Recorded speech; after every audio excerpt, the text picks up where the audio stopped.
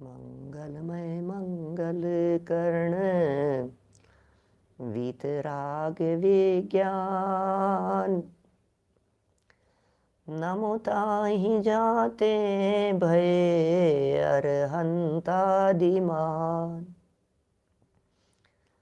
करि मंगल करि हो महा ग्रंथ करन के काज, जाते मिले समाज सब पावे निज पद राज, पावे निज पद राज। इस भव तरु का मूल एक, जानहु मिथ्या भाव। ताको करि निर्मूल अब, करिए मोक्ष उपाव, करिए मोक्ष उपाव। मोक्ष मार्ग प्रकाशक नामक यह ग्रंथ है। टोडरमल जी की अनुपम रचना 7वें अधिकार के अंतर्गत सच में जो सच्चा धर्म है उसकी भूलों संबंधी चर्चा चल रही है। धर्म संवर है।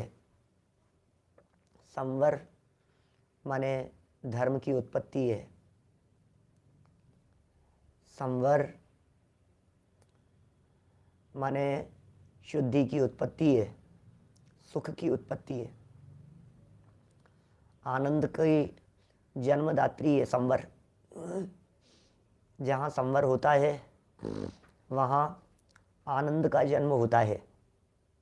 वह संवर अपने में अपनेपन का नाम है। उस संवर के संदर्भ में आचार्य देव कहते हैं, कुंद कुंद आचार्य देव, उपयोग में उपयोग है, इसका नाम सच्चा संवर है। उपयोग में उपयोग को संवर कहते हैं। उपयोग बाहरी पदार्थों से सिमटकर जब अंदर में आ जाता है तो वो संवर कहलाता है। संवर माने भी सिमटना है और संवर माने रोकना भी है। पदार्थों को रोकना, किसी को भी रोकना, वो उसका संवर कहलाता है। नाली में से पानी आ रहा है, डाटा लगा दिया, वो उसका संवर है। कर्म आ रहे थे, कर्मों को रोक देना ही कर्म का संवर है।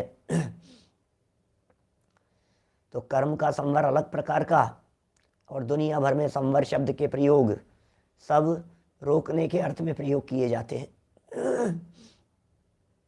देखिए, ये कर्मों को रोकने के लिए 6 प्रकार के कारणों में प्रवृत्त होता है, क्योंकि शास्त्रों में संवर के 6 कारण बतलाए गए हैं। गुप्ति, समिति, धर्म, अनुप्रेक्षा, परिचय, जय, चारित्र। इनको उमा स्वामी आचार्य देव ने संवर के कारण बताए। यदि ये सब संवर के कारण हैं, ये 6 संवर के कारण हैं, तो फिर हमें गुप्ति करना चाहिए संवर के लिए। संवर के बिना निर्जरा नहीं होती और संवर निर्जरा के बिना मोक्ष नहीं होता। हम सबको मोक्ष चाहिए, इसलिए संवर निर्जरा करना है, और संवर निर्जरा करना है इसके लिए हमारे को गुप्ति, समिति, धर्म, अनुप्रेक्षा, परिचय, जय का पालन करना पड़ेगा। तो गुप्ति का पालन करने के लिए वो क्या करता है? मन वचन काया की चेष्टाओं को जबरन रोकता है। जबकि पंडित जी का ये कहना है यहाँ कि सच्ची गुप्ति तो वीतराग भाव होने पर, जब मन वचन काया की चेष्टाएं स्वयमेव रुके। ये मार्मिक बिंदु है। रोके और रुके, कह रहे स्वयमेव रुके। मन वचन काया की चेष्टा न हो, न करे नहीं। अरे करना हमारे हाथ में नहीं है। मैंने अभी थोड़ी देर पहले संवर के लिए कुछ शब्दों के प्रयोग किए थे, और ये कहा था संवर माने धर्म की उत्पत्ति। संवर माने धर्म। सच्चा धर्म, वास्तविक धर्म, जिसे हम वीतराग भाव के नाम से कहते हैं, जिसे हम सम्यक दर्शन धर्म कहते हैं, जिसे हम सहजता धर्म कहते हैं, वो धर्म है ये संवर। संवर यदि धर्म है तो धर्म परतंत्रता में नहीं हो सकता, धर्म स्वाधीनता में होता है। गुप्ती है ना, मन वचन काया की चेष्टाओं को रोकें और रुकें, और हमने कहा रुकना है धर्म, इसका मतलब धर्म सहज है, धर्म अत्यंत सहज है, धर्म में असहजता नहीं है, धर्म में खींचतान नहीं है, धर्म में परतंत्रता नहीं है, धर्म में आधीनता नहीं है, धर्म डिपेंडेंट नहीं है। देखिए, तो वचन की चेष्टा स्वयं ने रोकी और माना वचन गुप्ती, बोले धोखे में है, मन में पाप चिंतन नहीं किया, ऐसा तो हो नहीं सकता। किसी भी सेनी पंचेंद्री जीव का मन और बिना विकल्प के रहे, मन में तो चिंतन चले, कुछ ना कुछ तो चलेगा ही ना मन में। अब अशुभ चिंतन को तो रोका और शुभ चिंतन करके अपने आप को धर्मात्मा समझ लिया। तो ये कह रहे हैं इसी तरह से काय चेष्टा भी स्वयं ने रोक रखी है जबरन, और ऐसा समझ लिया कि गुप्ती हो गई। भैया अंदर में वीतराग भाव कितना हुआ ये बताओ। राग द्वेष कषाय आदि मिटे कि नहीं मिटे?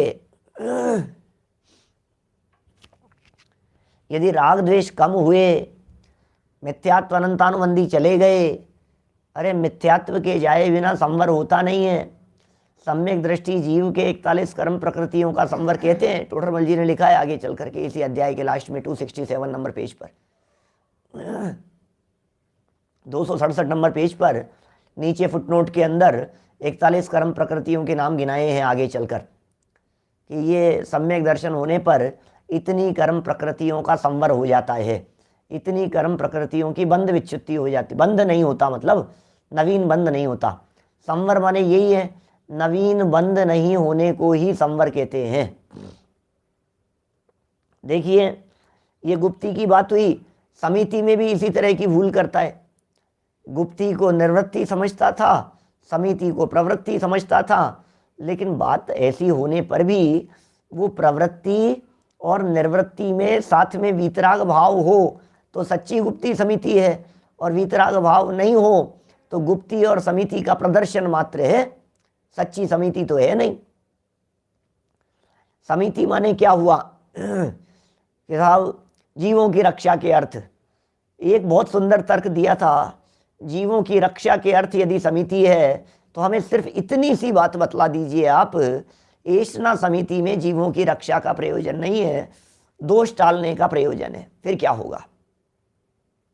एक तो ये बात हो गई।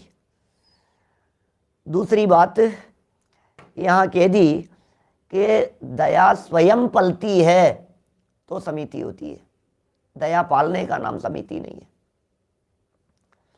जब स्वयमेव अंतरोन्मुखी वृत्ति होने पर जीवों की दया सहज भाव से पले तो उसका नाम सच्ची समिति है। कल अंतिम चरणों में मैंने ये भी बात कह दी थी आप लोगों के बीच में कि भाई साहब ये ज्ञानी जीव देख देख करके क्रिया का पालन नहीं करते, अपने आप होता है। कोई किसी को कोई चीज़ सिखानी नहीं पड़ती, हर चीज़ व्यक्ति अपने आप, परिस्थितियां अपने आप सिखा देती है। जब आपके माथे पर कोई बात आकर के पड़ती है ना तो फिर सिखाना नहीं पड़ता। अच्छा हड्डी टूट जाए मान लीजिए पैर की, तो काम किस तरह से करना चाहिए बोलो, एक्सपीरियंस ले लो एक बार, अपने अपने पैर को बांध करके ये एक्सपीरियंस तो लो। मुझे तो पता ही नहीं है, यदि कदाचित हड्डी टूट जाएगी तो फिर मैं क्या करूं? अच्छा मेरे पैर की हड्डी टूट गई, पैर में फ्रैक्चर हो गया, अब बताओ मैं कैसे चलूं, कैसे करूं, कैसे हिलूं, क्या करना है? सिखाया जाएगा बोलो? किसी भी चीज़ के संदर्भ में आपको यदि खाना बनाना नहीं आता और खाना बनाने वाला यदि कोई नहीं है तो बोलो अब हम क्या करेंगे? तो आप लड्डू खाएंगे कि एप्पल खाएंगे, हैं कि दूध पिएंगे कि चाय बनाएंगे कि क्या करेंगे? ये सब कर लेंगे आप अपने आप जो आपको करना होगा क्या? ये परिस्थिति करा देगी आपको। अच्छा, चप्पल यदि टूट जाए तो रास्ते में कैसे चलना चाहिए, कौन सिखाएगा? मैं सिर्फ आपको इस बात का अंदाज़ा लगाने के लिए कह रहा हूँ कि जब दुनिया के प्रत्येक क्षेत्र में ही ऐसा होता है, हर क्षेत्र में इसी प्रकार का होता है कि जिसकी जैसी दशा होती है उस अनुसार उसकी प्रवृत्तियां अपने आप होती है, अपने आप होती है। कोई फीमेल माँ बने तो कहे बच्चे को कैसे खिलाऊंगी, कैसे रखूंगी, कैसे संभालूंगी, कैसे रोएगा तो क्या करूंगी, खिलाऊंगी कैसे तो क्या करूंगी, मुझे तो कुछ नहीं आता है। तो दुनिया में हर माँ पहली बार ही बनती है, जब पहली बार बनती है तब, बाद में दोबारा बने, पहली बार तो बनेगी ना। दुनिया में कोई भी सीख करके नहीं आता है ना। अब कैसे बच्चे को खिलाना, कैसे रखना, कैसे कैसे उसको संभालना, अब ये सब होता है, अपने आप ही होता है। कैसे होगा? पहली बार जब बच्चा स्कूल जाता है तो आप, अरे ये कैसे रहेगा, ये क्या करेगा? अरे सभी जाते हैं, सभी रहते हैं, छोड़ करके ही आते हैं, ऐसा ही होता है। हर चीज में यही बात है। अब हम ये कह रहे हैं कि अंतरंग में योग्यतानुसार जब स्वयमेव जगत के कार्यों में प्रवृत्ति यह कर लेता है। अच्छा बतलाइए, जब दुर्घटना का प्रसंग बने, मान लीजिए अचानक, तो क्या करना चाहिए? गाड़ी चला रहे हैं हम और गाड़ी चलाते समय अचानक सामने गाय आ गई और हमारी गाड़ी चल रही थी 80-90 की स्पीड पर चल रही थी, 100 की स्पीड पर हमारी गाड़ी चल रही थी, अचानक गाय आ जाए तो क्या करना चाहिए? लेफ्ट में गाड़ी को घुमाना चाहिए कि राइट में घुमाना चाहिए? हैंड ब्रेक लगाना चाहिए कि पावर ब्रेक लगाना चाहिए? क्या क्या यूज में लेना चाहिए? तेजी से लगाना चाहिए कि धीरे धीरे लगाना चाहिए? क्या हाल पे छोड़ देना? क्या करना चाहिए बतलाइए, क्या करना चाहिए? कौन बताए इस चीज को? ये तो ये बताया नहीं जाएगा। गाड़ी सिखाने वाला कोई व्यक्ति हो और उससे कोई सीख रहा हो और सीखने वाला व्यक्ति ये प्रश्न करे तो सिखाने वाला क्या कहेगा? भैया ये तो वो जो कंडीशन है ना, उस कंडीशन पर तत्काल निर्णय लिया जाता है और तत्काल जो होता है सो हो जाता है। अब यहाँ चल रही है चर्चा संवर के संदर्भ में, तो बोलो साहब हमें 4 हाथ जमीन देख करके चलना चाहिए। अब यदि चलते समय 4 की जगह 3 ही हाथ देख पाए तो, 4 की जगह 6 हाथ तक जमीन ऐसे देख ली तो, और 4 गिनेंगे कैसे? 4 हाथ जमीन देख करके चलना है ना, तो ये 4 हाथ कितने होते हैं? मैं यहाँ खड़ा हूँ, अब कितना, इतना बड़ा हाथ होता है क्या पंडित जी? तो फिर कितनी कितनी दूरी होगी? फिर हाथ किसका लगाना है? अपना हाथ लगाएंगे कि ऋषभ देव का हाथ लगाएंगे? वो तो 500 धनुष के थे, उनका हाथ तो बहुत बड़ा था, अपना हाथ तो बहुत छोटा सा है। फिर किसके हाथ के अनुसार चलेंगे? फिर कितनी दूरी लगाएं? फिर ऐसे यहाँ खड़े हैं तो फिर उनको 4 हाथ गिने, फिर वहां तक, फिर वापस यहाँ करके खड़े हुए हैं, फिर उतना देखें, क्या क्या करेंगे? अरे भाई माथा मत पचा, बिना मतलब की खोपड़ी पचा रहा है। सीधी सरल सी बात है, जब वीतराग भाव अंदर में होता है तो चलते समय निगाह जहां तक होती है उसे 4 हाथ जमीन कहते हैं, खत्म बात। अंदर में जब 3 कषाय चौकड़ी का अभाव होता है और 3 कषाय चौकड़ी का अभाव हो जाने पर जब ये जीव चलते हैं, अंदर में वीतराग परिणति होने पर जब इन जीव का गमन होता है तो गमन होने पर दृष्टि जहां तक होती है, बस उस दृष्टि को ही 4 हाथ जमीन देख करके चलना कहते हैं, और कुछ नहीं होता है। कि साहब भाषा समिति के अंदर मैं कितना बोल सकता हूं? थोड़ा सा कठोर शब्द बोल सकता हूं क्या? भाषा समिति के पालन करने में हित मित प्रिय वचन की गाइडलाइन तो दी है, लेकिन क्या मैं किसी को नालायक कह सकता हूं क्या? मैं किसी व्यक्ति को अपशब्द में बात कर सकता हूं क्या? कितने कितने लेवल तक अपशब्द बोल सकता हूं, कितने लेवल तक नहीं बोल सकता हूं? अच्छा, मित भी कह दिया है। हित माने तो हितकारी, मित माने अल्प, और प्रिय माने अच्छे लगने वाले। तो फिर मैंने यदि किसी को बात कही और किसी को अच्छी नहीं लगी तो फिर हित मित तो हुआ लेकिन प्रिय तो नहीं होगा, फिर मेरी भाषा समिति कैसे पलेगी? अब ये कह रहे हैं भाई ये पागलों की चीज नहीं है, ये ज्यादा दिमाग लगाने वालों की चीज नहीं है। वीतराग भाव हो और तीन कषाय चौकड़ी का अभाव हो, ये तो लगाना फॉर्मूला, ये तो लगाना नियम। इसके साथ में तो है संवर का अविनाभाव संबंध छठे सातवें गुणस्थान की भूमिका में। यहां तो मुनिराजों की भूमिका की अपेक्षा से ही संवर की चर्चा चल रही है ना। तो क्या करें साहब, भाषा समिति के बारे में क्या करें कि कुछ मत करो तुम, उपयोग अपने स्वभाव की तरफ ले जाओ। अंदर में तीन कषाय चौकड़ी का अभाव हो गया, तीन कषाय चौकड़ी का अभाव होने पर जो वीतराग परिणति चलने लगी। अब बोले जो तुम्हारे जो भी वचन निकलेंगे उन वचनों को हम कह देंगे कि देखो ये होती है भाषा समिति। अपने आप ही जो वचन निकलेंगे उसका नाम भाषा समिति है। ख्याल में आ रही है बात? माने भाषा समिति का पालन करते नहीं है, जो वचन स्वयं निकलते हैं उसे भाषा समिति कहते हैं। ईर्या समिति से चलते नहीं है, जिस तरह से चलते हैं वही ईर्या समिति है। ऐसा समिति, अब इस चीज का पालन करूं, अब इस चीज का पालन करूं, अब ऐसे करूं, अब क्या क्या क्या सोचेगा। इसलिए कल एक वाक्य मैंने कहा था, वापस आज दूसरे तरह से कहता हूं। चरणानुयोग पढ़ पढ़ करके श्रावक और मुनिराजों का आचरण पालन नहीं किया जाता है। चरणानुयोग पढ़ पढ़ करके हम आचरण का पालन करें, हमारी तो भूमिका ही क्या है हम आप लोगों की। लेकिन ज्ञानियों के जीवन को देखकर, मुनिराजों के जीवन को देखकर चरणानुयोग की रचना हुई है। चरणानुयोग से मुनि नहीं है, मुनियों से चरणानुयोग है। सच्चे श्रावकों का आचरण आगम अनुसार नहीं, आगम की रचना सच्चे श्रावकों के आचरणानुसार हुई है। क्या मैं इसलिए भी ये बात कहता हूं, एक और मार्मिक बात कहता हूं, ध्यान दीजिएगा। यदि शास्त्र पढ़ पढ़ करके चरणानुयोग का पालन होने लगे, यदि शास्त्र पढ़ करके 28 मूल गुणों का पालन हो, यदि शास्त्र पढ़ करके मुनि भूमिका के योग्य आचरण किया जाए, तो एक बहुत बड़ी समस्या आ जाएगी। वो समस्या ये आएगी कि शास्त्र तो पिछले 2000 वर्षों में लिखे गए हैं, उससे पहले मुनिराज क्या देख करके पालन करते थे, ये बताइए। क्या पढ़ करके पालन करते थे? बोलो, मुनिराज क्या देख करके पालन करते होंगे? मैं कहता हूं धरसेन आचार्य, धरसेन आचार्य ने तो अपने जीवन में एक भी शास्त्र नहीं पढ़ा था ना, क्योंकि लिखा ही नहीं था। बोलो,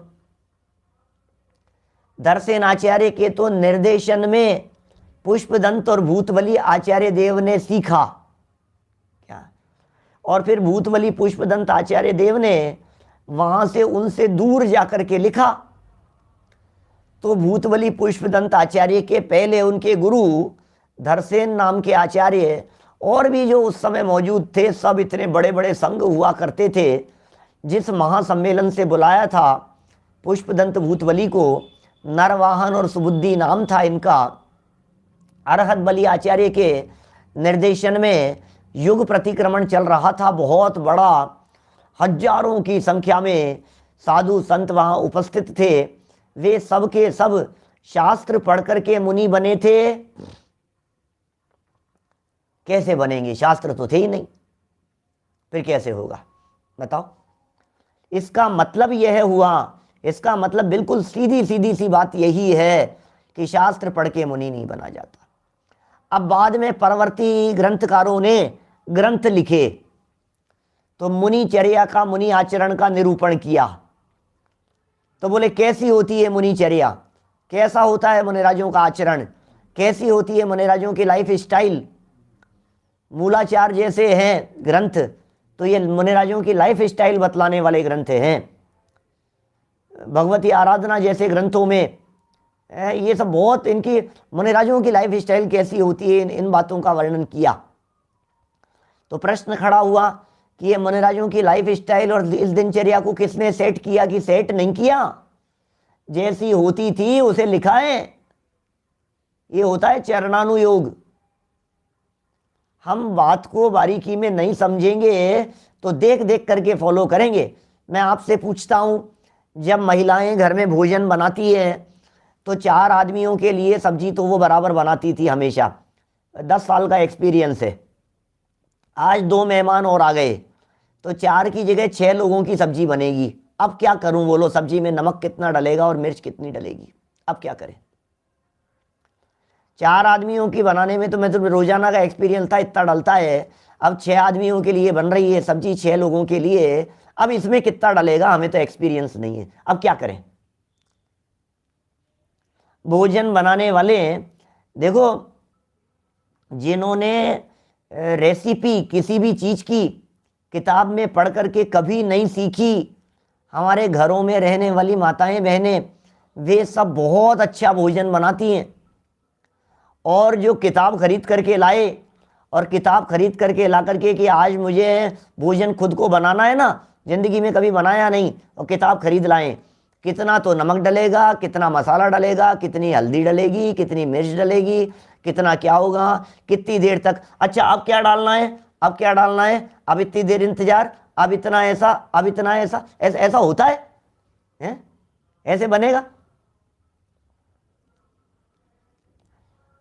थोड़ा सा इस प्रकरण को अपन समझने की चेष्टा कर रहे हैं कि आचार्य देव, ये टोडरमल जी साहब, आचार्य कल्प पंडित प्रवर टोडरमल जी साहब क्या बात और कैसे समझा रहे हैं हमारे को। देख देख करके नहीं होता है, सुन सुन करके नहीं होता है, पढ़ पढ़ करके नहीं होता है, अनुभव की तो बात ही कुछ और होती है।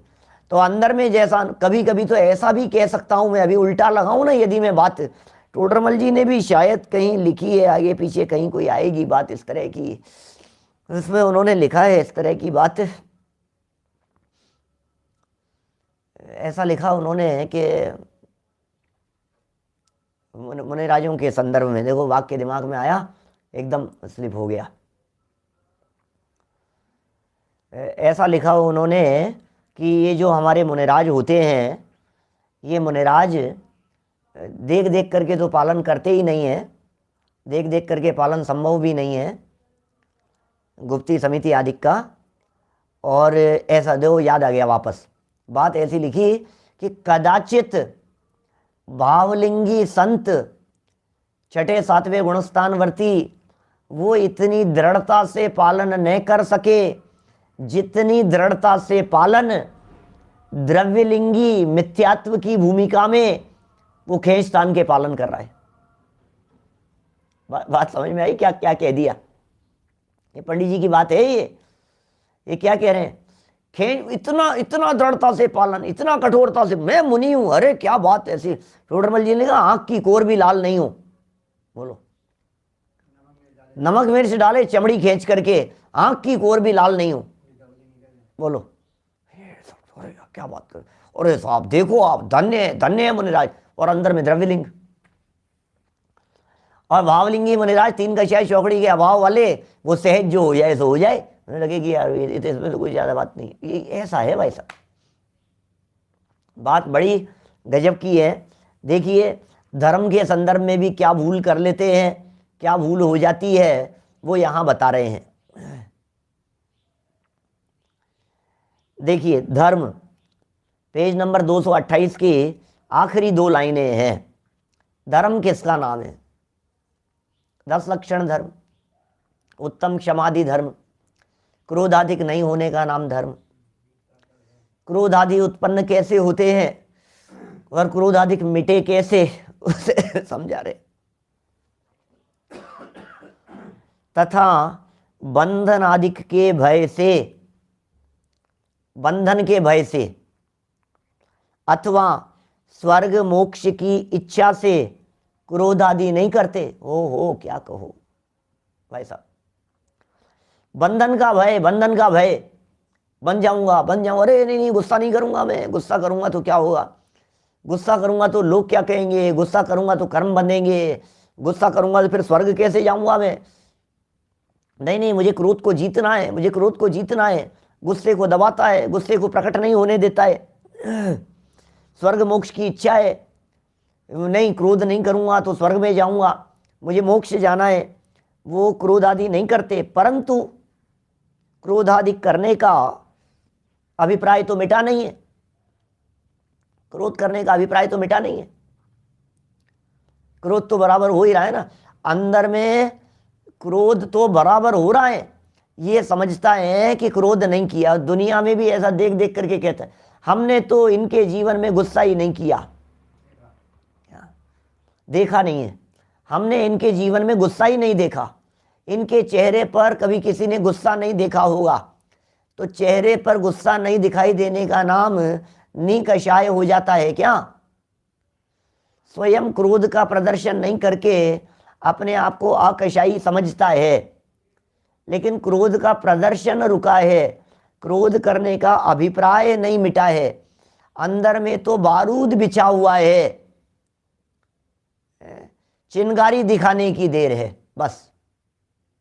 देखो, जैसे अभिप्राय नहीं मिटाएगा इसका मतलब वो तो गुस्सा तो करना चाहता है, परिस्थिति नहीं है। क्रोध का तो मन में गुस्सा तो इतना तेज आ रहा है कि वो रोके नहीं रुके, लेकिन क्या करें, एकदम अचानक थोड़ी सी समझदारी का काम आ गया दिमाग में कि यार ये तो गड़बड़ हो जाएगी, यहाँ लेने के देने पड़ जाएंगे, इस जगह पर गुस्सा किया, अच्छा हुआ मैंने उस समय गुस्सा नहीं किया तो अपनी भी पिटाई हो जाती, नहीं तो वहाँ अच्छा किया भाई साहब, तू यदि 2 शब्द बोल लेता ना तो तू लपेटे में आ जाता जबरदस्ती, तूने अच्छा किया बोला नहीं, हाँ यार मैंने तो सही समय पर सोच लिया, मैं जबरदस्ती बोला नहीं, मैं अच्छा ही हुआ। तो तेरा अभिप्राय तो मिटा नहीं है, मौका देख करके क्रोध करने और नहीं करने की सोच रहा है। जैसे कोई राजाधिक के भय से अथवा मेहनत पने के लोभ से पर स्त्री का सेवन नहीं करता तो उसे त्यागी नहीं कहते। अरे दंड देगा भाई साहब, पर स्त्री का सेवन, उदाहरण दिया है, उदाहरण में पर स्त्री सेवन की बात कही है। पर स्त्री सेवन की बात में 2 हेतु दिए हैं, एक राजा के भय से, राजा आदिक के भय से, राजा माने पुलिस समझ लीजिए, राजा माने राजकीय हस्तक्षेप होने की संभावना, राज काज के माध्यम से दंड लगने की संभावना, पुलिस द्वारा पकड़ लेने की संभावना, पुलिस पकड़ करके ले जाएगी, जेल में डाल देगी, सजा मिल जाएगी। तो एक तो राजाधिक के भय से, और दूसरा मेहनत पने के लोरे, नहीं नहीं अपन तो भाई साहब अपन बड़े हैं, अपना घर देखो, अपना कुल देखो यार, लोग क्या कहेंगे, बदनामी हो जाएगी, अपन तो मान अपमान की बात। मेहनत पने का लोभ क्या है, सम्मान की चाह है, अपमान नहीं हो जाए, अपमान का भय है, और अपन तो बहुत मेहनत लोग हैं भैया, ऐसा काम नहीं कर सकते, अपन वहाँ नहीं जा सकते, अपन ऐसा नहीं कर सकते, तो पर स्त्री सेवन नहीं करता तो उसे त्यागी नहीं कहते। त्यागी है क्या? टोडरमल जी का वो पीछे का वाक्य 227 नंबर पेज पर जो अपन ने पढ़ा था, विषय सेवन में अभिलाषा मूल है। क्या सेवन मूल नहीं है? सेवन तो राजाधिक के भय से नहीं किया, सेवन तो मेहनत पने के कारण नहीं किया, लेकिन अंदर में जो अभिलाषा थी उसका नाम विषय सेवन है, उसका नाम अब्रह्म सेवन है, उसका नाम परस्त्री सेवन है। परस्त्री सेवन कर पाए या नहीं कर पाए, लेकिन परस्त्री सेवन संबंधी जो परिणाम मन में आ गया है तो फिर उसे त्यागी तो नहीं कहते, क्योंकि अभिप्राय तो मिटा नहीं है। अभिप्राय थोड़ी ना मिट गए, अभिप्राय माने अंदर में वो कार्य करने संबंधी बात, ये अंदर के दिल के कोने में बैठी हुई है, क्या मौका देखता है। ये चोरी के संदर्भ में बात कही थी ना अपन ने, पहले कही है बात आपसे, चोरी नहीं कर पाया, जब भी उधर से गुजरता है वहाँ रखी हुई एक चीज़ दिखाई देती है, और जब वो चीज़ दिखती है तो मन करता है उठा करके ले जाऊं, ऐसा मन करता है, कोई नहीं देख रहा है। फिर दूसरे दिन फिर आया, तीसरे दिन फिर आया, कोई उठा ही नहीं रहा है, किसी पता नहीं, लगता है कोई इसका मालिक नहीं है, मैं ले लूं क्या, मैं ले लूं क्या। रोजाना चोरी करने का पाप बांध रहा है, रोजाना चोरी करने का पाप बांध रहा है।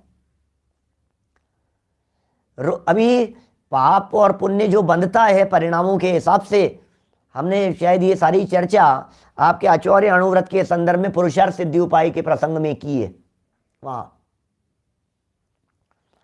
तो अभी अभी देख देख करके मन होता है यार ले लूं मैं, ले लूं मैं, ले लूं क्या। अभी अभी ये जो परिणाम चल रहा है, ये परिणाम सुरेश जी भाई साहब, ये परिणाम अभी हर समय के परिणाम का फल लगता है ना।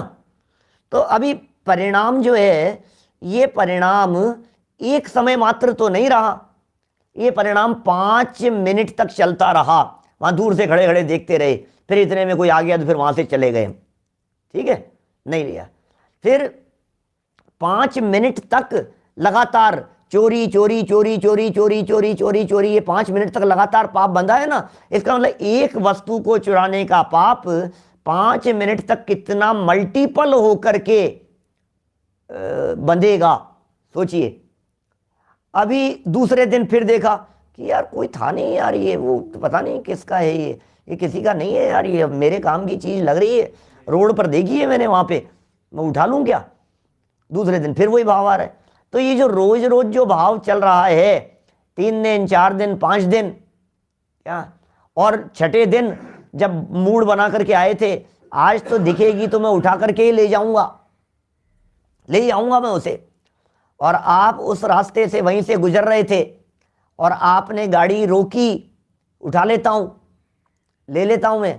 और इतने में ही वहीं से गुजरने वाला दूसरा व्यक्ति जो आपसे 10 कदम आगे मात्र था, वो उसने उठा ली और वो उठा करके चलता बना। अब आपके दिलो दिमाग में यार काश मैं ही उठा लेता, मैं ही ले लेता, मैं तो अब फिर क्या हुआ, 2 दिन बाद में खबर आई कि उस जगह पर किसी चीज की, किसी व्यक्ति की कोई चीज 10 दिन पहले गिर गई थी, और वो प्राप्त सबूतों के अनुसार ऐसा पता लगा कि वो किसी हत्यारे की थी या ऐसा था, और उससे जो उठा करके ले गया था उसे पकड़ लिया गया। अब क्या सोचता है, अरे मैं तो बच गया, मैं उठा लेता तो आज मैं जेल में होता, मैं उठा लेता तो मेरे साथ ऐसा होता। तो बताओ, मैंने तो चोरी नहीं की है ना। ये अपने आप को निरपराधी समझता है क्या। जबकि टोडरमल जी ये कह रहे हैं तेरे चोरी करने का अभिप्राय तो मिटा नहीं है क्या, अभिप्राय तो मिटा नहीं है। तो अपने आप को अचोर कैसे समझ रहा है, तो अपने आप को साहूकार कैसे समझ रहा है। तो अभी ये सोच कर मैंने तो किया नहीं, मैंने तो किया नहीं, मैंने तो कुछ नहीं किया, कुछ नहीं किया। अरे क्या कुछ नहीं किया, अभिप्राय में जो वासना है फल तो उसका लगता है कि तुमने कुछ नहीं किया। ये बात कैमरे में नहीं आएगी क्या, कैमरे से पूछोगे तो यही बतलाएगा कि हाँ सच में कुछ नहीं किया। पुलिस से पूछोगे, फॉरेंसिक रिपोर्ट यदि आएगी तो उसमें यही आएगा कि तुमने कुछ नहीं किया। लेकिन कर्मों के कैमरों से यदि पूछोगे तो लगेगा भैया अभिप्राय में ये बात निरंतर चल रही है, निरंतर चल रही है क्या, बंधन निरंतर चल रहा है और ये पाप निरंतर चल रहा है। यहां तो धर्म के संदर्भ में कह रहे हैं क्रोध आदि करने का अभिप्राय तो मिटा नहीं है, गुस्सा तो करना चाहता था। और मार्मिक बात कहूं यहां बीच में, एक क्रोध आदि करने का अभिप्राय मिटा नहीं है का मतलब क्रोध की मंदता तो दिख रही है और कभी कदाचित तीव्रता दिख जाती है। तीव्रता दिख जाती है तो कहता है बहुत गुस्सा है, मंदता दिख जाती है तो कहता है अरे यार बहुत पुरुषार्थी है यार। अरे पुरुषार्थी नहीं है, ये तीव्रता और मंदता ये भी पार्ट है उसका कषायों का। वापस बोलता हूं, ध्यान दीजिए, ये कषायों के स्वरूप में ये बात शामिल है कि वो अपनी योग्यता से घटती है और अपनी योग्यता से बढ़ती है। दुनिया में किसी भी व्यक्ति का क्रोध तीव्र ही बना रहे ऐसा नहीं होता और किसी भी व्यक्ति का क्रोध मंद ही बना रहे ऐसा नहीं होता। मैं मिथ्या दृष्टि अज्ञानियों तक की बात कर रहा हूं, मिथ्या दृष्टि लेवल की बात कर रहा हूं। इस मिथ्यात्व के लेवल में भी कषायों के मंदता और तीव्रता का क्रम अपने आप अपनी पर्याय की योग्यता से, स्वतंत्र योग्यता से घटता रहता है और बढ़ता रहता है अपने आप ही। तो जो कषाय मंद दिख रही है, ये कोई मंद कषाय कोई धर्म नहीं हो गया, क्योंकि ये तो उसका स्वरूप था, अपने आप ही मंद होना था। इससे कोई धर्म हो गया है क्या? समझ लिया, धर्म कर लिया, बहुत धर्म हो गया, सब धर्म हो गया। तो क्या धर्म किया तुमने? ये तो अपने आप ही हुआ है, ये तो होना ही था, ये तो सबके हो जाता है। ऐसे जिस कषाय की मंदता की बात कर रहे हो, ये कषाय की मंदता तो हिंदू मुसलमान जैन अजैन सब सारी दुनिया के सबके होता है। एक इंद्रिय से लेकर के पंचेंद्रिय तक के, पहले गुणस्थान से लेकर के 10वें गुणस्थान तक सब जीवों के ये सब चीजें चलती रहती है। तारतम्य रूप भेद पड़ते रहते हैं विविध प्रकार के। पहले गुणस्थान वाले के क्रोध में असंख्यात लोक प्रमाण प्रकार बनेंगे। हम तो दो बातें कह दी हमने तो कि भैया एक तो मंद या तीव्र, बस, और क्या है? गुस्सा बहुत तेज है कि नहीं, नहीं गुस्सा नॉर्मल है कि नहीं, नहीं गुस्सा बहुत मंद है। तो बहुत तेज कह दिया, मंद कह दिया, नॉर्मल है, अब इतना तो, अभी ये तो परिस्थिति थी, इतना तो होता ही है, ऐसा तो होता ही है, ऐसा कह दिया हमने। तो गुस्से को 3 प्रकार का कह दिया। बोलो, 3 प्रकार का नहीं, मैं कह रहा हूं असंख्यात लोक प्रमाण तरह के क्रोध मिथ्या दृष्टि की भूमिका में होते हैं। क्या? एक इंद्रिय जीव भी, निगोदिया जीव भी ये होते हैं, बिल्कुल होते हैं, भाव परिवर्तित होते हैं। कैसे होंगे नहीं तो भाव परिवर्तित? तो कह रहे हैं वैसे ही यह क्रोधादिक का त्यागी नहीं है। इसको क्रोध का त्यागी थोड़ी नहीं, गुस्सा नहीं किया साहब, 3 साल में गुस्सा नहीं किया हमने, 3 साल में कभी इनके जीवन में गुस्सा नहीं देखा, 3 साल से हमारी अच्छी दोस्ती है, हमने कभी गुस्सा नहीं देखा। तो तुमने कभी गाली दी थी क्या इनको? कि नहीं, गाली तो नहीं दी थी, तो फिर कैसे गुस्सा दिखेगा तुम्हारे को? तुमने कभी इनसे नाराज होकर के बात की? नहीं, वो तो नहीं किया। तुमने कभी इनके अगेंस्ट चल करके देखा था कि नहीं? वो तो नहीं किया। तो फिर गुस्सा क्यों आएगा? तुम्हें गुस्सा क्यों दिखाई देगा? क्रोध आदि के प्रसंग बनने पर भी न करे तो देखी जाएगी, और तब भी ये देखा जाएगा कि कहीं अंदर में लोभ आदि का अभिप्राय तो नहीं है, कहीं अंदर में भय तो नहीं है, कहीं अंदर में डर की वजह से तो गुस्सा नहीं कर रहा है, कहीं अंदर में और कोई अभिप्राय तो नहीं छिपा बैठा हुआ है। ये विचार करना पड़ेगा भाई साहब। ये वाक्य जो है वैसे ही यह क्रोधादिक का त्यागी नहीं है। तो कैसे त्यागी होता है? त्यागी कैसे होता है? क्या अब ये जो वाक्य यहां कह रहे हैं, ये कैसे त्यागी होता है? त्यागी किसे कहेंगे? बहुत मार्मिक पंक्तियां हैं। ये पंक्तियां अपने किसी पाठमाला के अंदर भी दी है, बालबोध पाठमाला में। बालबोध पाठमाला भाग 2 शायद कषाय वाले पाठ में ही है। वहां लिखा है, ये पंक्तियां यहीं से उठा करके रखी है दादा ने। याद है बालबोध वगैरह के ऊपर जिन लोगों का कमांड है और जिन्होंने बारीकी से पढ़ा है, और हमने जिस तरह से याद कराने की बात कही थी वैसे याद किए हैं, अपनी पाठशालाओं में जिन्होंने याद किए हैं उन्हें ये पंक्ति याद ही होगी। बच्चों को पढ़ाते हैं, हमारे बहुत सारे अध्यापक भी हैं जो पढ़ाते हैं पाठशालाओं में। बताओ भैया, कषायें कैसे उत्पन्न होती है और कषायें मिटे कैसे? पाठ 3 है ना बालबोध भाग 2 का। कषायें उत्पन्न कैसे होती है और कषायें क्या मिटे कैसे, ये बतलाइए। तो कह रहे हैं पदार्थ अनिष्ट इष्ट भाषित होने से क्रोधादिक होते हैं। लो, गुस्से का कारण क्या है? पदार्थ इष्ट अनिष्ट भाषित होने से क्रोधादिक होते हैं। इस वाक्य को थोड़ा सा और जोड़ लिया, क्या ऐसा जोड़ा है? मिथ्यात्व के कारण जब पर पदार्थ इष्ट या अनिष्ट भाषित होते हैं तो क्रोध आदि कषायें उत्पन्न होती है। कि साहब मिटे कैसे? तो कहा जब तत्व ज्ञान के अभ्यास से, आगे की लाइन, जब तत्व ज्ञान के अभ्यास से कोई इष्ट अनिष्ट भाषित न हो तब स्वयं भी क्रोधादिक उत्पन्न नहीं होते, तब सच्चा धर्म होता है। क्या अभ्यास तत्व ज्ञान का, और अकेला तत्व ज्ञान का अभ्यास, वो तत्व ज्ञान का अभ्यास किस लेवल तक है उतनी मात्रा में कषाय मंद होगी, उतनी मात्रा में क्रोधादिक उत्पन्न नहीं होंगे। क्रोधादिक मंद होने की भी बात नहीं कर रहे, यहां तो सच्चे धर्म की बात कर रहे हैं ना। अभी अपन तो जगत जनों की दृष्टि से, गृहस्थ जनों की दृष्टि से, आप हम लोगों की दृष्टि से जब हम बात करते हैं तब तो हम कषाय की मंदता को ही समझ लेते हैं, लेकिन मंदता का नाम धर्म थोड़ी ना है। कषाय की मंदता को धर्म नहीं कहते, कषाय के मिटने का नाम है। कितने, अच्छा मैं ये कहता हूं जहर की मात्रा कितनी मंद हो कि वो लेने योग्य हो जाए, बताइए। जहर की मात्रा कितनी मंद हो कि वो लेने लायक हो जाए? नहीं नहीं नहीं, बहुत तीव्र होगा तो तुरंत मर जाएगा, धीरे होगा तो नहीं, इतना तो चल जाता है, इतना सा जहर तो, इतने से जहर में तो क्या फर्क पड़ता है। अरे क्या बात कर रहे हो आप, ये क्रोध की तीव्रता तो तीव्र जहर थी ही, ये क्रोध की मंदता भी मंद जहर है, और मंद जहर है तो ये सेवन करने योग्य तो बिल्कुल नहीं है, रखने योग्य तो बिल्कुल नहीं है। तो फिर क्या करें? बोले तत्व ज्ञान का अभ्यास करो, और तत्व ज्ञान के अभ्यास से कोई इष्ट अनिष्ट भाषित न हो। आपको ध्यान होगा जब इष्ट अनिष्ट कल्पना वाला प्रकरण हमने पढ़ाया था पीछे, जब हमने तीसरे चौथे अधिकार में चर्चा की थी, तो हमने इस बात को विशेष रूप से हाईलाइट किया था कि इष्ट अनिष्ट पने में मिथ्यात्व साथ में होता है। इष्ट अनिष्ट और राग द्वेष में क्या अंतर है, इस अंतर की चर्चा की थी।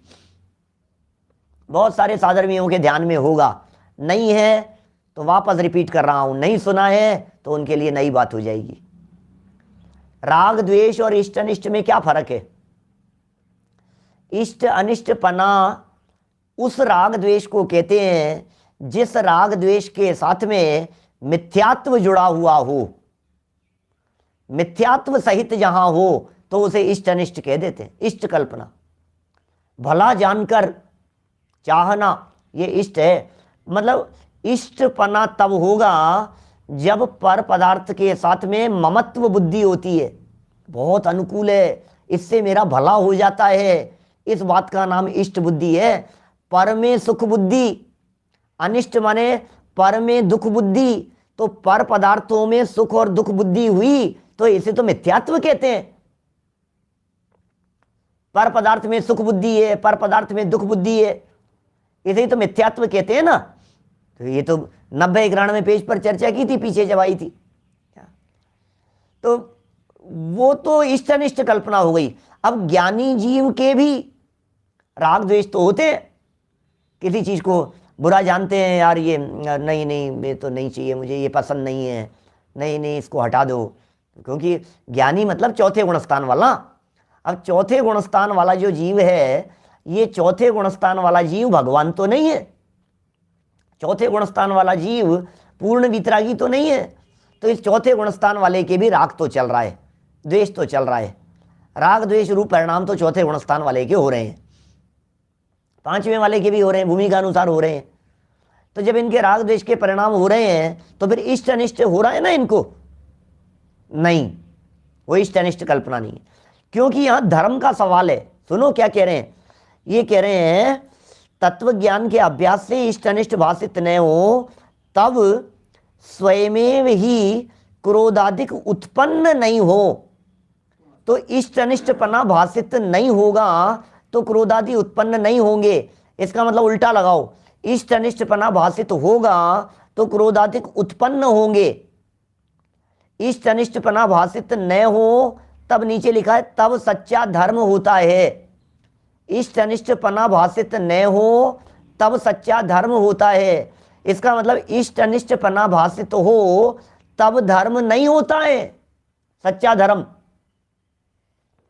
जब इष्ट अनिष्टपना भाषित हो तब धर्म नहीं होता है। जब इष्ट अनिष्टपना भाषित नहीं हो, इष्ट अनिष्टपना भाषित नहीं हो और क्रोधाधिक उत्पन्न नहीं होते तब सच्चा धर्म होता है। अब सुनना जरा, गजब की बात और कहता हूं भाई साहब, चौथे गुणस्थान वाले के धर्म है या नहीं है? मुनि भूमिका में धर्म है या नहीं है? तो मुनि भूमिका के क्रोध उत्पन्न हो सकता है या नहीं? हो सकता है। मुनि भूमिका में भी छठे सातवें गुणस्थान की भूमिका में संज्वलन जन्य क्रोध होगा कि नहीं? पंचम गुणस्थान वाले के संज्वलन और प्रत्याख्यान जन्य क्रोध होगा कि नहीं? चौथे गुणस्थान वाले के अप्रत्याख्यान, प्रत्याख्यान और संज्वलन जन्य क्रोध होगा ना। तो फिर क्या धर्म नहीं है? क्या सच्चा धर्म नहीं है क्या उनके? बोलो क्या कहना है? कहना ना, सच्चा धर्म तो तब होता है जब क्रोध आदि उत्पन्न नहीं होते, और चौथे वाले के तो उत्पन्न होते हुए दिखाई दे रहे हैं, तो फिर सच्चा धर्म नहीं है। फिर पांचवें वाले के तो क्रोध आदि उत्पन्न होते हुए दिखाई दे रहे हैं, फिर सच्चा धर्म नहीं है। थोड़ा बहुत तो मुनि भूमि के अंदर भी क्रोध दिख रहा है, भले ही मंद हो, तो फिर इसका मतलब सच्चा धर्म नहीं है। अरे भाई, ये कह रहे हैं इष्ट अनिष्ट भाषित, ये साथ में जुड़ेगी। इष्ट अनिष्ट पना भाषित होकर के क्रोधाधिक उत्पन्न हो रहे हैं तो धर्म नहीं है, और इष्ट अनिष्ट पना न हो तो कोई फर्क नहीं पड़ता है। इष्ट अनिष्ट पना नहीं है तो इष्ट अनिष्ट पना भाषित नहीं हो क्या, तो क्रोधाधिक भी उत्पन्न नहीं होते। फिर वो तो हो इष्ट अनिष्ट पना वो वैसे क्रोधाधिक उत्पन्न नहीं होते मिथ्यात्व जनित, ये समझ लेना। तब स्वयमेव ही क्रोधाधिक उत्पन्न नहीं होते। यहां क्रोधाधिक उत्पन्न नहीं होते का अर्थ भी ऐसा लगाना, मिथ्यात्व जनित क्रोधाधिक उत्पन्न नहीं होते, ऐसा अर्थ लगाइए। तो मिथ्यात्व जनित क्रोधाधिक उत्पन्न नहीं होते, तब सच्चा धर्म होता है, दंसण मूलो धम्मो हो जाता है, वहां सम्यक दर्शन धर्म है, ये बात लागू हो जाएगी। अभ्यास तत्व ज्ञान का चाहिए, किस व्यक्ति के कितना क्रोध है और किस व्यक्ति के कितना क्रोध नहीं है, इट डिपेंड्स, किसके ऊपर निर्भर करता है, ये निर्भर करता है आपके तत्व ज्ञान के ऊपर। कैसी स्थितियां बन सकती हैं और किस प्रकार से क्रोध की मंदता किसे कहा जाए और तीव्रता किसे कहा जाए, हम तो यह भी नहीं समझते हैं। हम तो गुस्सा नहीं करते हुए दिखाई दिए तो हमने मंद कह दिया, धर्म कह दिया, करते हुए दिखाई दिए तो बहुत क्रोध कह दिया। अरे करने नहीं करने से संबंध नहीं है, उसके चलने नहीं चलने से संबंध होता है क्रोध का। वापस वाक्य कह रहा हूं, समय हो चुका है अपना। चलने नहीं चलने से संबंध होता है। क्रोध उत्पन्न हुआ, अरे बहुत तेज आग बबूला हो गए, लेकिन वो चला कितनी देर, 5 मिनट चल रहा है कि 5 दिन चल रहा है, उस पर निर्भर करेगा कि ये क्रोध तीव्र है कि मंद है। उसकी तीव्रता और मंदता का जो पैरामीटर है वो ये है कि उसकी खींच कितने लंबे समय तक खींचा गया है। तो तत्वज्ञान का अपने कितना अभ्यास है, ये अपने को उस दृष्टि से अपने आप को खोजना पड़ेगा, तलाशना पड़ेगा, टटोलना पड़ेगा। मेरा क्रोध कितने लंबे समय तक चल रहा है, मैं क्रोध को कितने लंबे समय तक पाले बैठा हूँ, मैं कितने समय तक उसे अपने अंदर में दबाए बैठा हुआ हूँ, मेरा ये चल तो नहीं रहा है, मेरा ये क्रोध अभी भी सुबह की बात को अभी तक लेकर के बैठा हूँ, कल की बात को अभी तक लेकर के बैठा हूँ, 3 दिन हो गए मेरे दिमाग से बात नहीं निकल रही है। इसका मतलब ये है तत्वज्ञान का अभ्यास उतना मंद है। इसलिए और तत्वज्ञान का अभ्यास करो, और तत्वज्ञान का अभ्यास करो। ये तो मैं मंदता तीव्रता की बात कर रहा हूं, ये तो धर्म है ही नहीं। ये तो मैं मंदता तीव्रता को भी टटोलने की बात कह रहा हूं। धर्म तो उसके अभाव का नाम है। धर्म तो अनंतानुबंधी क्रोध के उत्पन्न नहीं होने का नाम है। ये सच्चे धर्म को नहीं पहचानता है। इस तरह से इस जीव की न केवल क्रोध के संदर्भ में मान मायाचार लोभ आदिक और भी इसके साथ में हमें लगाने चाहिए। 10 लक्षण धर्मों को सभी को लगाना चाहिए, क्योंकि ये धर्म संबंधी भूल में सभी 10 लक्षण धर्मों संबंधी भूल शामिल होती है। और 10 लक्षण धर्म संबंधी हम सर्व भूलों को निकालकर धर्म के यथार्थ स्वरूप को निकालकर हम कल 8 तारीख है क्या, 9 है कल, 8 है, आज 8 है, आज तारीख कितनी है, 7 है। कल तो यही समय रहेगा, परसों से अपन 9-20 का समय कर देंगे। मतलब 9 तारीख से हमारा जो समय होगा वो 9-20 का समय जो अपना रूटीन टाइम था वो रूटीन टाइम पर ही हम शुरू कर देंगे।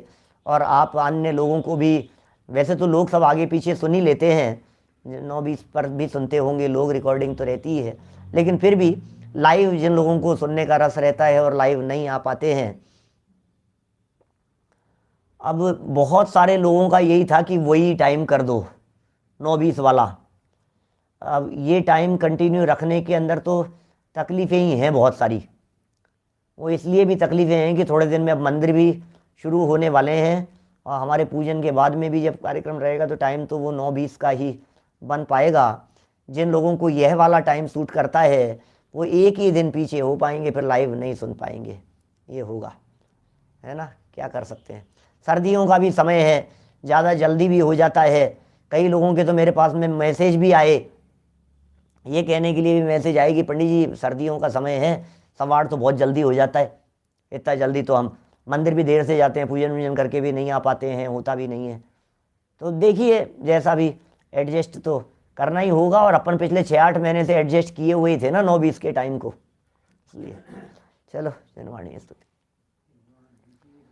निज निधि निज में बताई यह अनंत उपकार है, इसके लिए जिन वाणी माँ को वंदना शत बार है, वंदना शत बार।